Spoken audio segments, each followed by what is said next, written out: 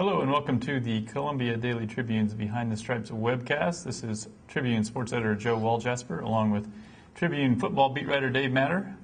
Dave, it's game week now. Missouri facing Miami, Ohio. The first game. Last year they had a pretty good year. They won a bowl game. They won the MAC. Do you see them, and I guess they returned 17 starters, do you see them as a dangerous opening opponent for Missouri? Not really, and Gary Pinkel won't like hearing this, but the Mid-American Conference just isn't what it used to be. You know, I don't know if winning that conference really carries as much weight as it used to maybe 5, 6, 7 years ago, and especially back when Gary was coaching in that conference. But it's a team, if you look at what they did last year, they won 10 games, but they played 3 BCS teams. They played Florida, lost, played Missouri, wasn't very competitive at all, and wasn't very competitive at all against Cincinnati. And their numbers are night and day between how they played against those teams and how they played in the conference. They had some decent wins against Temple and Northern Illinois, 2 teams that were pretty good out of the MAC.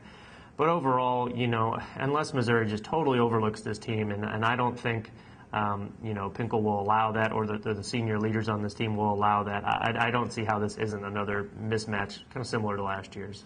The fact that it is the opening game of the season, I sort of mitigates the look past factor. I think even though they do play Arizona State next week, I think if you're not getting geared up for the first game, you're probably got some gearing up problems. Yeah, absolutely. All right, Missouri is obviously dealing with some injuries still. Found out yesterday that Travis Ruth is not going to be able to play, so they've really reshuffled that line. What sort of, you think there's any lasting impact from these injuries? Is this a major factor for this team as we look at the season? At this point, I would say no, because I think they're going to get these guys back, and they are good players, important players, but I don't think they're huge difference makers that, you know, are the difference between this team winning 9, 10 games or 6 or 7. And you know, that is being said, Elvis Fisher was a really important part of this team, but at least they've had about 2 or 3 weeks now to you know, reassemble that line and figure things out. You know, Travis Ruth won't play the projected center, but they've really been high on Jason Palmgren and the job he's done. He's probably one of the bigger, most pleasant surprises for the offense in camp, because he slid over and they said it's been a seamless transition. I think maybe another concern, though, is Justin Britt at left tackle. I mean, he'd be a concern anyway. He's a new starter at a really important position, and he's been dealing with a sprained ankle too. So his reps in practice have been limited because of that ankle. So it'll, you know, I think it's pivotal to just see how he plays out there on the edge. The other guys that may not play, Jarrell Jackson, wide receiver, I think he can have a pretty good senior year. But if you miss him for 1 game, they've got enough playmakers against this opponent to be okay. Kip Edwards, their most experienced cornerback. I mean, not a good thing to be without him, but their other corners I thought had pretty good camps, Trey Hobson and E.J. Gaines, so they'll be okay there. So long term, I don't think there's anything, you know, disastrous about these latest injuries, but you want to be healthier when you go to Arizona State, a much better opponent and on the road. All right, they released their depth chart, obviously, for the first game of the season yesterday. Just your thoughts, any surprises there for you or anything that jumped out at you? Not really. I mean, I think you go back to that defensive line and you see how good it can be because of the players that really aren't on the 2 deep. I mean, Jimmy Burge, not a great player by any means, but he played a lot of games last year. He started the whole second half of the season. He doesn't even show up on the 2 deep. Neither is Marvin Foster, a guy they've been high on for a few years. And that's because their top 4 guys they really like, and Terrell Rosano, Dominique Hamilton, the starters, Sheldon Richardson up to number 2 behind Rosano, and Lucas Vincent, redshirt freshman, who they really like there behind Hamilton. So, you know, no surprises there, but again, you know, pretty impressive group of 4 if they can really rotate those guys and get something going there. I think you look at the return jobs, we suspected all along TJ Moe was going to be their punt returner. I think he gives them a difference maker back there that they haven't had the last few years. I think he'll give that offense some good field position just with his mentality, with his hands, with his quickness back there. So I think that's a really good move for Missouri to put the ball in his hands a few more times a game.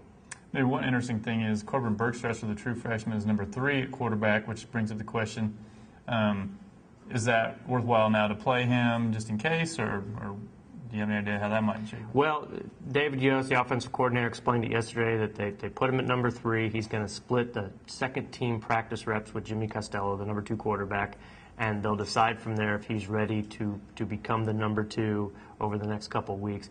I think it also has more to do with how Franklin plays out of the chute and if he stays healthy these first 3 games.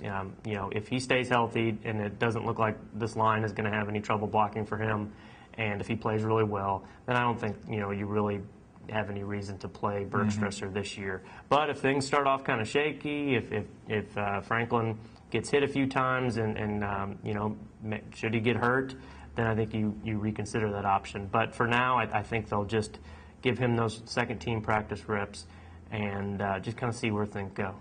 The other thing is, if you kind of bury him on the scout team, then he's just spending the whole fall running other teams' plays, and you're pretty much just writing him off until spring. So by having at least on the depth chart, then you're keeping him involved in what you're doing. So I think that's a pretty good move. And you keep him mentally prepared to play, and in the back of his mind, he's thinking he could go in any game, and then I think it's more of a worthwhile season than, like you said, run the scout team, run the other team's offense. What do you really get out of that? Lastly, let's talk about what our expectations for James Franklin are for this first game. The previous 3 guys that in their first games at Mizzou, the quarterbacks, all had pretty spectacular games. Do you think he's going to have that kind of debut? I think he could have a really nice game for Missouri. I don't think he's going to do anything that we haven't seen from a Missouri quarterback before. I don't think he's going to have the strongest arm. He's not the fastest. I don't think he's going to be Chase Daniel accurate. But I think he's smart enough. I think they have a good feel for what he can do, that he'll move this offense. I've got a pretty decent idea that he'll be able to do that. And that's, at the end of the day, that's what you ask your quarterback to do. I don't think he's going to put up big, huge fantasy football numbers that are really going to catch a lot of attention, nationwide. But I think he can manage the system and be a playmaker when he needs to be. I think he'll be a decent runner, not a great runner, but he can create some things and create some matchup problems with his ability to run, just force defenses to play him differently than they might have with Blaine Gabbert.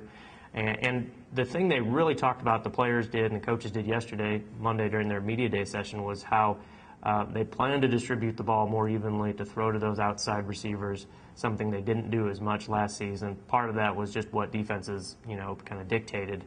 But they feel like he'll be better at that than maybe Gabbert was. And some of that will be because they're really telling him to spread the ball more evenly. Maybe they're more prepared for that with their game plan. So it'll be interesting to see if that happens. And if it does, I think if they're a better offense, they're a little more harder to defend. Yeah, I think he'll be fine. I think the real test for him is going to be the next week. You're on the road, a night game at a good team, and then we'll kind of see what he's all about. But the first game, I think, is kind of an ideal break-in game for him. Yeah, absolutely. I could see him throwing for a couple hundred yards and having Missouri actually run the ball a little more, I would guess, at least in this game, if not the whole year. Yeah, and Missouri plans to play at a faster tempo this year, faster than they did last year, getting back to those Chase Daniel years where they can rotate more receivers in and out. And I think that'll be good for him, maybe more reacting, less thinking. He won't have time to be nervous because they really want to run at a fast pace. So to do that, though, you have to get first downs, you have to complete your passes and keep things going. And, that'll be a lot on his shoulders to be able to do that. All right. Well, thanks for joining us this week. Next week, we'll be back to talk about the Miami of Ohio game and look forward to the following week against Arizona State.